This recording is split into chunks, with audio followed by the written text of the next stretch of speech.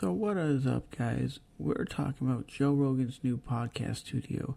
Even Marcus Brownlee has said he wants to help Joe Rogan build his studio to make it look better. Here's the old studio, as you can see, very vibrant. There's a nice contrast. There's a nice background.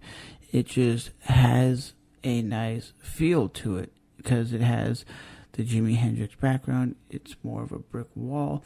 You see right here, you're like, oh, okay, a unique look to a studio. And as you see right here, it's very dark and very dreary. And it doesn't feel like a great place to watch a podcast. Because what you're seeing here is a brick wall with an American flag. So your eyes are having something nice to look at, and you're not looking at something very harsh like a real dark environment. Because even though the image quality of Joe Rogan's podcast has never been the best, the sharpest, the most 4K quality cinematic video, but when you're looking at Joe Rogan right here, he's very lit up and it looks very pleasing to the eye. And now you compare that to this.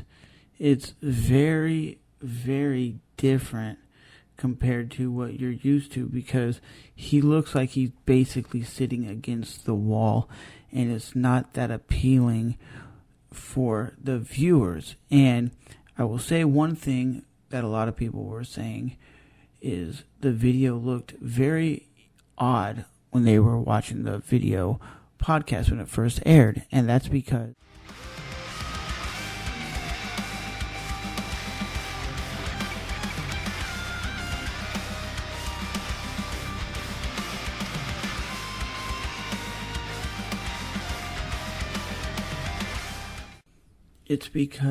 the video was shot in at 1080p at 60 frames per second.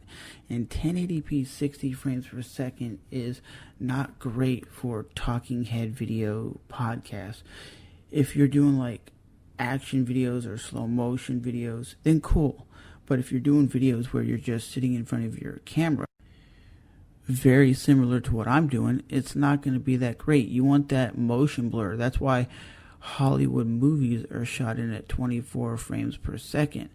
And one of the things that would make Joe Rogan's podcast just that much better is shooting with a wide angle lens. But because he's using particularly like a Canon XA10 video camera, which is a prosumer camcorder, you can't get that wide angle lens. You can't add an adapter like you can with a mirrorless camera like this. I haven't used this camera in a while, but this, you have the ability to put on a wide angle lens.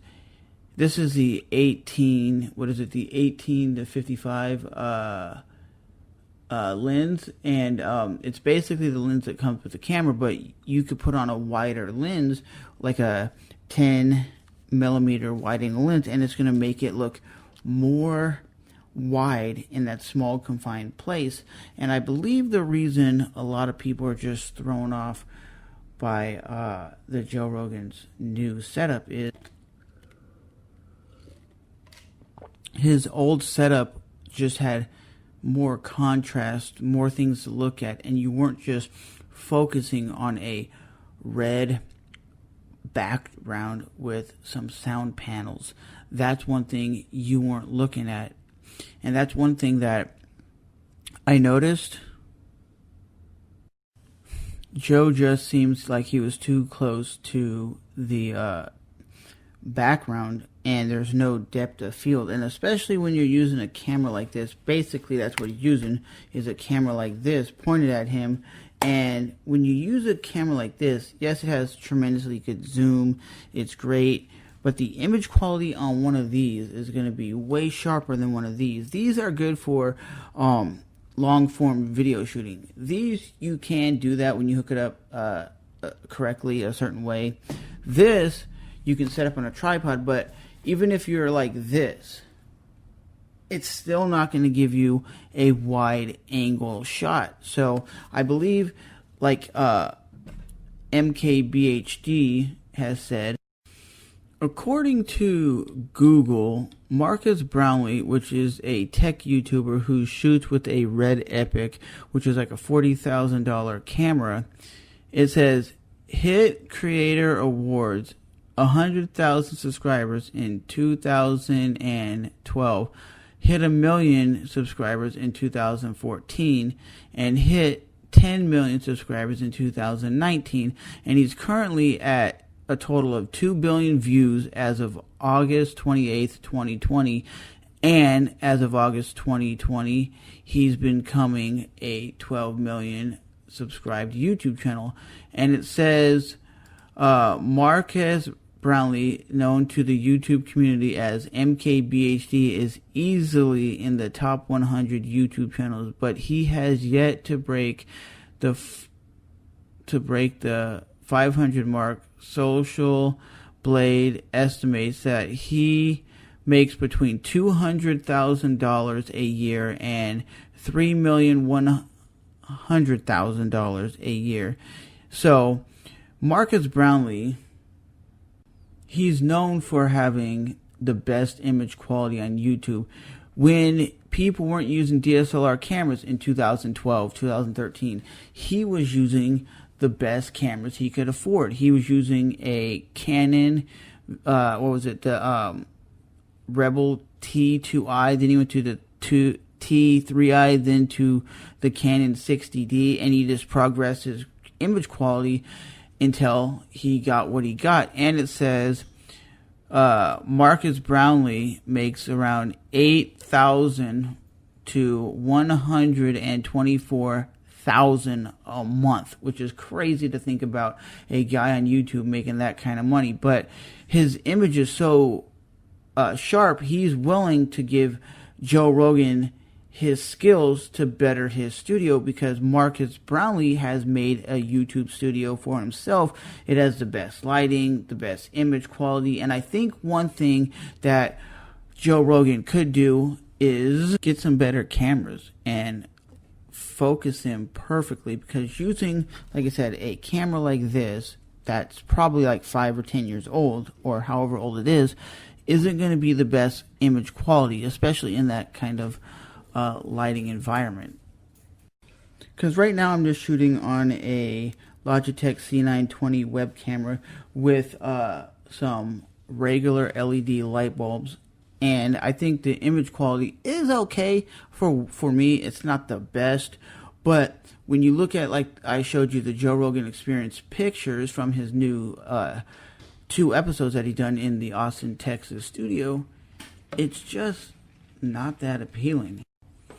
It really has a very dark contrast feel to it, and Sarah Dietschy, she made a video about it explaining that even though they just threw LED lights in there, it's not that appealing. Yes, they have good lighting, but it's not appealing, and they're not lighting the subject very correctly, and you need some soft boxes and other things. And especially if Joe Rogan is the biggest podcast and makes over 200 million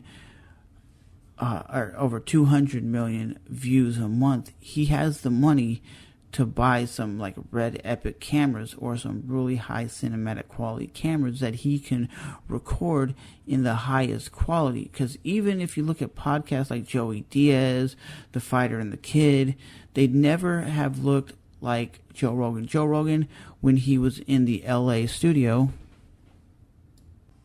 it just always came to my mind that it was the most professional looking studio. And to be completely honest with you, it doesn't matter how successful the podcast is, his old studio just blew everybody's away. I think it's because it had so much wide open space that even though he had the same cameras like this, it was able to be further back instead of very close up. So let me know what you guys think of the new Joe Rogan Experience podcast, because honestly, I don't technically ever really watch his podcast. I usually just listen to it in my car on the way to work and back, and that's where I get my podcasting in, because I think that's the best way to listen to podcasts is in your car. That's just for me. I'm not a guy who goes on YouTube and watches podcasts. I'll listen to like clips and stuff, but I'm not going to sit down for like an hour and a half and listen to it. I go on road trips. If I travel somewhere, I will listen to the podcast that way. But like I said, once I figure out how to do this, plug this bad boy in, the Sony A5100, and actually use it as my daily camera for video, I'll definitely do that, because it will definitely improve the image quality of this web camera. But the web camera for me, I think, is pretty decent just for a YouTuber. And all I'm doing, actually, if you guys are wondering how I'm getting these different transitions, just different angles, I'm just, every time I record a clip and then I pause the video, I move my camera from that angle to this angle. But when you're transitioning, it gives it a different perspective than just that one stagnant camera angle. And I believe that's one thing that really is not great, is having a one camera angle like this. And that's why podcasts, like I said, like Theo Vaughn or The Fighter and the Kid, it's kind of stale because it's one camera angle and there's no transitions or panning. But for the Joe Rogan Experience podcast, I just believe at the end of the day, he will get better. I believe he will allow Marcus Brownlee to help him out, because Marcus Brownlee is the best YouTuber when it comes to image quality and setting up lighting and just doing what he does. He is a beast at that. I know young Jamie is a beast when it comes to the audio game, and Joe Rogan's new studio has way better audio than the last studio. It's because in a more confined place with more sound panels, you get better quality audio, because you're in a smaller place. In a bigger, wide open place, the audio isn't the best. But like I said, he has the best podcast for a reason. It's because of the fascinating guests. It's not because of the crazy cool studio or the crazy cool lighting or the best image quality. It doesn't matter if you have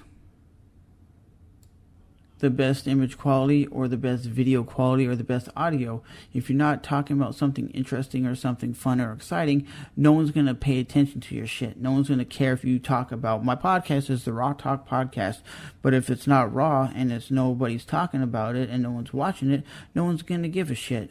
And at the end of the day, that's why I think the Joe Rogan Experience podcast is so popular. But I also believe a lot of people are saying, and this is from the fans, yeah, the lighting is very harsh and makes it look like it's almost a green screen with a gamer black and red accent background. I kind of agree with that, because it does make it feel like it is a green screen background, and the lighting and stuff is not great in that studio. So another comment comes from another viewer that says,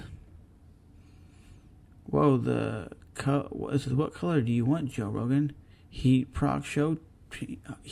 shock proteins. Since when did Joe Rogan do his podcast inside an oven? Haha.